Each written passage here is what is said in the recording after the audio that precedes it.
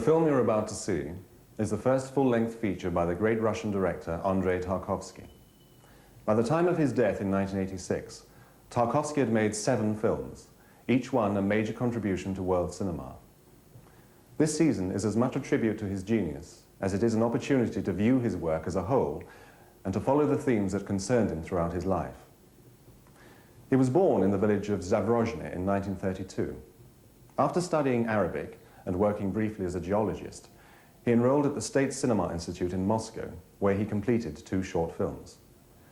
Tarkovsky's father, Arseny Alexandrovich, was a poet, and Tarkovsky clearly inherited a rare sensitivity and depth of feeling from him.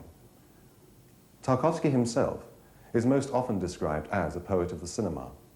His command of the visual image and the economy of his film language is assured even in his debut, made in his late 20s. Ivan's Childhood is a war film, but it is not so much the study of men in battle as a depiction of how large-scale conflict alters the human condition. Like Elem Klimov's Come and See, Ivan's Childhood views the war through the eyes of a child. In the opening scenes, Ivan is an angelic young boy who is first seen playing in the countryside in bright sunlight. He eventually runs to his mother to tell her he has heard a cuckoo. Abruptly, the scene changes to something more sinister, as we see Ivan struggling through the dark waters of a river. Filthy and ragged, he appears to be escaping from something on the other side. With speed and breathtaking simplicity, Tarkovsky reveals in these opening scenes the vulnerability of the young boy and the cruelty of war which can turn children into adults with unnatural haste.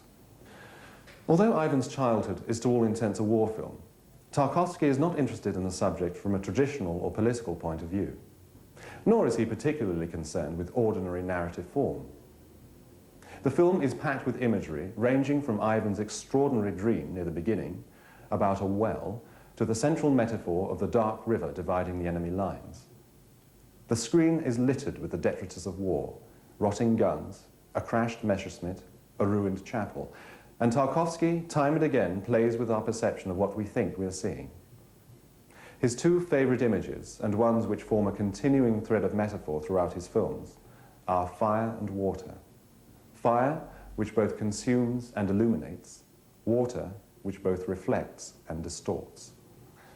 Similarly, his use of nature invariably accompanies a sense of innocence and a longing for childhood, or at least the pure mystery of life uncorrupted by material conflicts.